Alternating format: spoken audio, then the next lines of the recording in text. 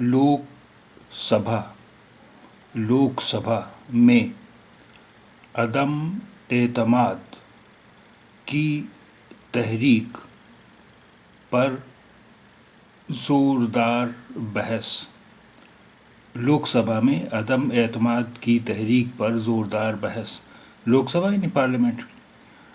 अदम एतमाद, अविश्वास, no confidence. अदम एतमाद की तहरीक, अविश्वास प्रस्ताव, नो कॉन्फिडेंस मोशन पर ज़ोरदार बहस। लोकसभा में अदम एतमाद की तहरीक पर ज़ोरदार बहस। अब यहाँ हम एक चीज़ की तरफ आपको ध्यान दिलाना चाहेंगे। ये देखिए, सभा, यहाँ सीन है और यहाँ बहस में से है। तो आपके दिमाग में ये सवाल उठेगा कि ये सीन और से दोनों का उच्चारण, प्रोनाउंसिएशन, तलफ़ुज़ एक ही तरह से होता है। तो फिर ये सीन और स्वाद, सीन और से, इन दो हरूफ की, दो अक्षरों की ज़रूरत क्या है? एक ही अक्षर से हमारा काम नहीं चल सकता। देखिए, उसकी वजह ये है कि सीन तो हिंदी में भी, सीन जो है बिल्कुल हिंदी के सा जैसा है। सीन हिंदी के सा जैसा है। से जो है ये अरबी का अक्षर है, अरबी भाषा का अक्षर है। तो जो उर्दू में जो शब्द अरबी भाषा से आए हैं और उनमें अगर से है तो वहाँ पर इस्तेमाल होता है। अब अरबी में सीन भी है और से भी है, दोनों अक्षर हैं। लेकिन हिंदी में हमारे पास सिर्फ एक अक्षर है, सा। तो इसलिए दोनों के लिए हमें सा से ही काम चलाना पड़ेगा। जबकि अरबी में सीन और से दोनों की आवाज़ें अलग अलग हैं। सीन की आवाज़ जो हिंदी में है, सा की आवाज़ बिल्कुल वही है, लेकिन से की आवाज़ अलग है।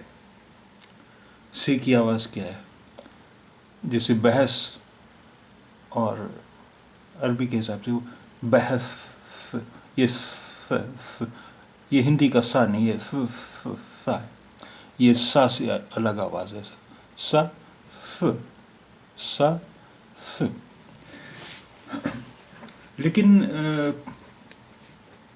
उर्दू पर हिंदी के असर की वजह से, अब हिंदी में चूँकि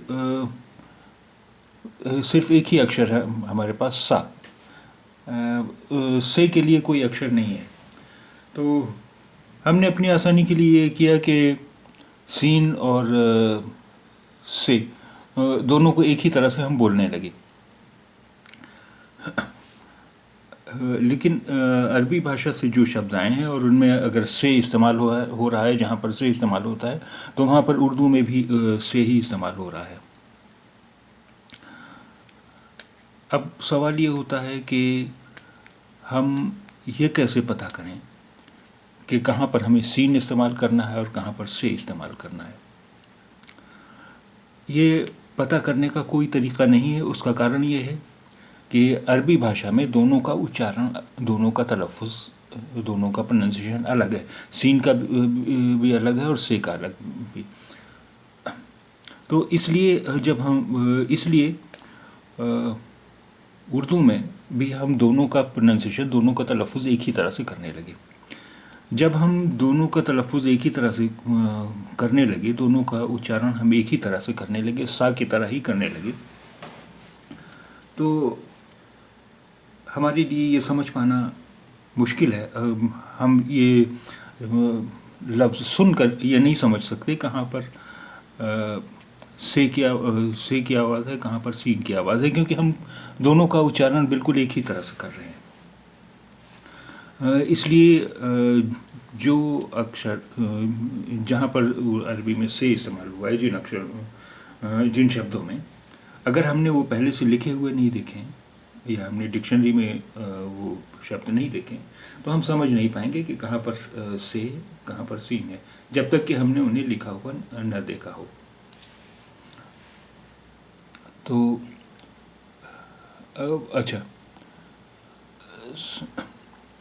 से की आवाज़ हमारे लिए ये असली आवाज़ इसकी क्या है, हमारे लिए ये समझना ज़रूरी इसलिए भी है कि हम में से ज़्यादातर लोग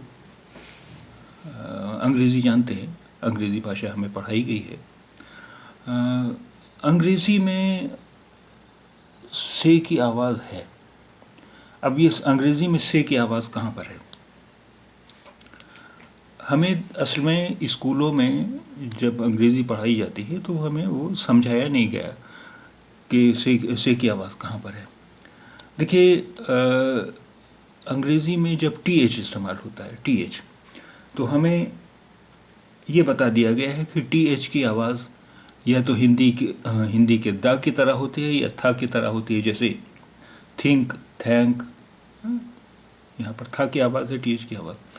उसी तरह दिस, दोज, यहाँ पर दा की तरह आवाज़ है। यही हमें स्कूलों में बताया गया है कि टी एच की आवाज़ या तो था होती है या दा होती है। अब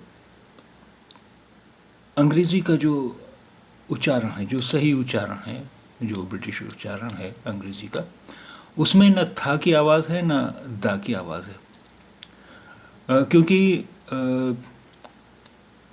था की आवाज़ के लिए, जिस तरह से की आवाज़ के लिए हिंदी में कोई शब्द नहीं है, अक्षर नहीं है, उसी तरह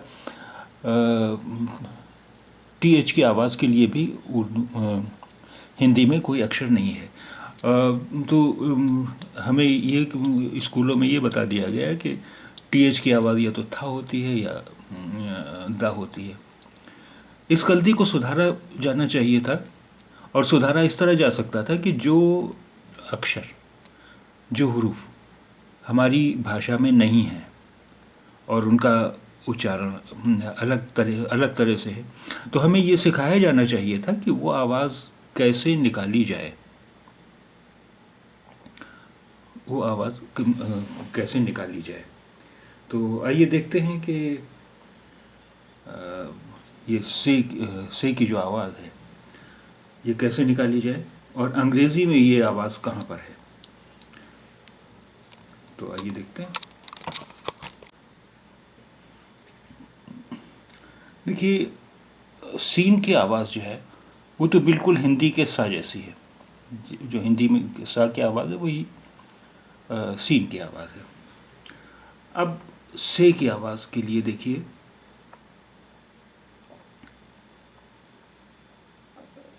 जैसे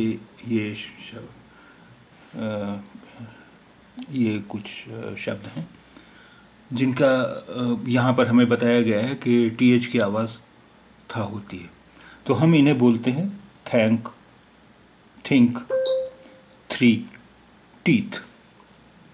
हमें स्कूलों में इसी तरह इनका उच्चारण करना बताया गया है।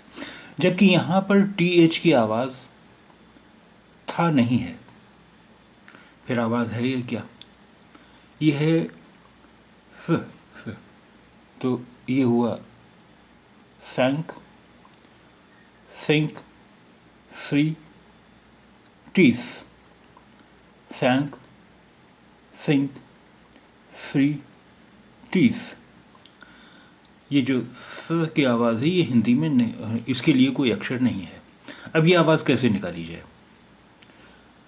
जीभ को ऊपर और नीचे दोनों दांतों के बीच में लाकर जब हम सा कहने की कोशिश करेंगे तो वो आवाज़ जो होगी वो ये होगी। तो ये आवाज़ आएगी thank, think, three, teeth, thank, think, three, teeth. ये जो सा की आवाज़, ये जो स की आवाज़ आ रही है, वही से की आवाज़ है, वही से की आवाज़ है। लेकिन जिस तरह हिंदी में बता दिया गया कि इनकी आवाज़ इस जैसी है, जबकि वो है नहीं, उसी तरह इसके लिए भी बता दिया गया कि इसकी आवाज़ भी बिल्कुल सीन जैसी है। तो हम दोनों का एक ही तरह से उच्चारण करते हैं। अब दोनों का अब इसका उच्चारण सीखने की सीखने के लिए परेशान होने की ज़रूरत इस वजह से नहीं है कि अगर हम अंग्रेज़ी सीख रहे हैं और हम अपना अंग्रेज़ी का उच्चारण, प्रोनाउंसिएशन बेहतर करना चाहते हैं, तब तो हम इसे सीखेंगे। या हम अरबी सीख रहे हैं, तब हम इसका उच्चारण कैसे करेंगे, उसे सीखने की ज़रूरत नहीं है। वरना अगर आपको उर्दू ही पढ़ना है तो उर्दू में तो दोनों की आवाज़ के लिए दोनों की आवाज़ एक जैसे ही निकाली जाती है, दोनों में कोई फ़र्क नहीं है। और चूँकि हम दोनों की आवाज़ एक ही तरह से निकालते हैं, से और सीन की, इसलिए हम ये समझ नहीं पाते हैं कि कहाँ पर से इस्तेमाल होगा, कहाँ पर सीन इस्तेमाल होगा। तो आज के सबक में इतना ही। आइए अब एक बार इस हेडिंग को एराब के साथ पढ़ते हैं।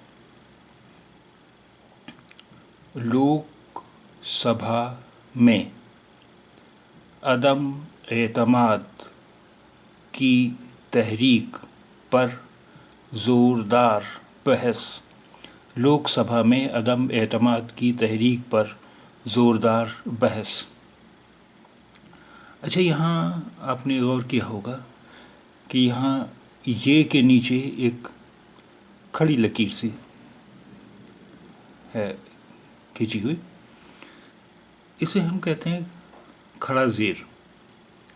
खड़ा ज़ेर, ये खड़ा ज़ेर यहाँ ये के नीचे इसलिए लगाया गया है ताकि देखिए, छोटी ये और बड़ी ये दोनों जब मिलाए जाते हैं, किसी शब्द में मिलाकर लिखे जाते हैं, तो दोनों की शक्लें गायब हो जाती हैं और उसकी पहचान सिर्फ ये नीचे दो नुक्तों से होती है, दो बिंदुओं से। ये दो बिंदु हैं, लेकिन इससे ये नहीं पता चलता कि ये जो ये है यहाँ पर, ये छोटी ये है या बड़ी ये है।